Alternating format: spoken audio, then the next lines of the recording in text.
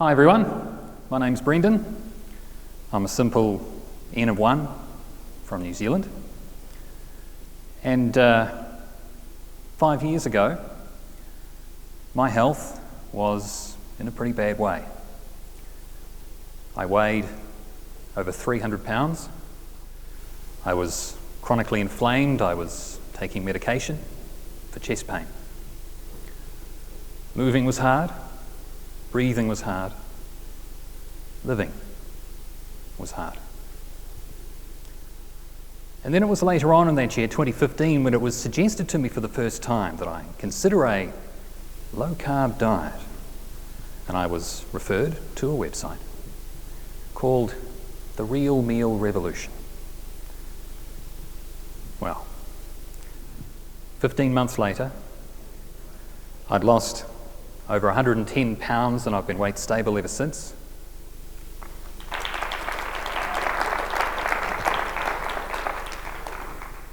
I'd also lost 16 inches from my waist. My chest pain disappeared, my blood work normalised, and I even dropped a shoe size. Now these are all physical accomplishments that obviously I'm proud to be able to celebrate, but beyond just the story of merely what low carb has done for the state of my body, also lies the story of what low carb has done for my state of mind. And that's the story I'd like to share today. So this all happened about a year or so ago now. I remember I was at home just staring out the window, daydreaming really. I was trying to come up with a way of putting into words just how my perception of the world around me has changed since having achieved my weight loss goals. And eventually, I came to the conclusion that those perceptions, in and of themselves, haven't actually changed that much at all. What has changed, though, is that I no longer qualify or rationalise those views of the world around me with views of myself.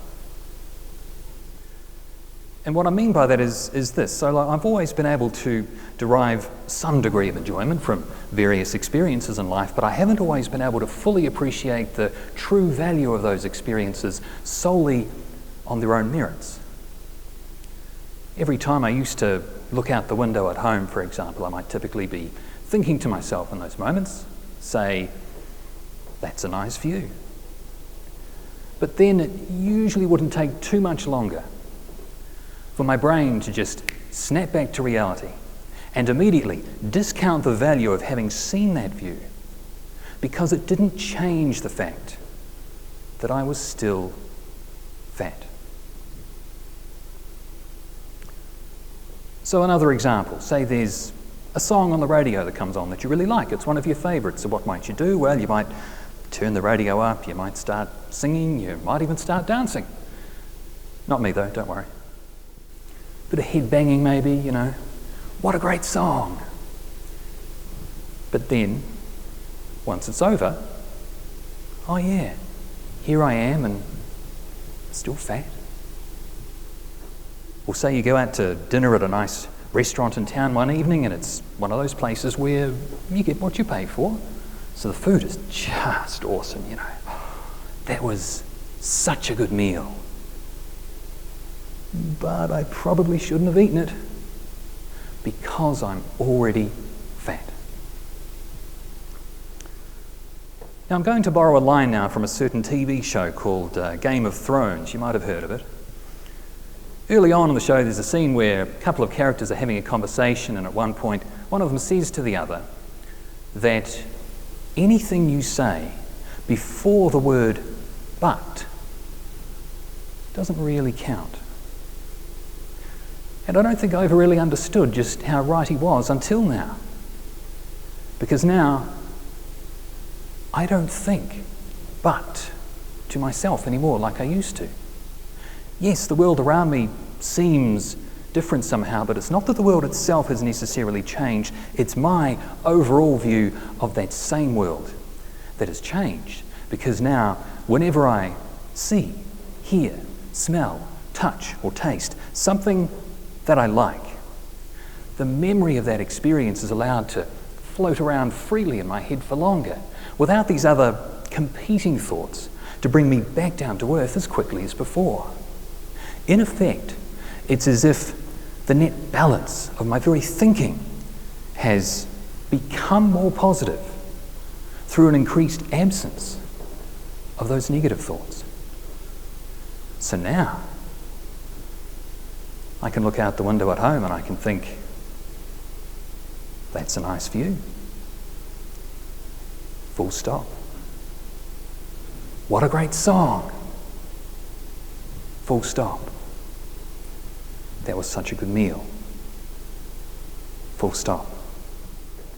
The glasses through which I view the world are just no longer as dark as they used to be. That filtering of old has gone.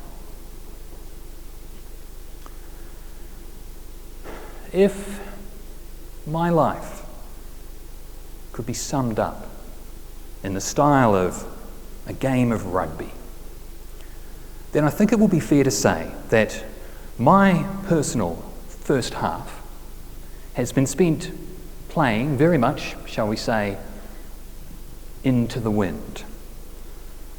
And a pretty stiff breeze it sure felt like at times too.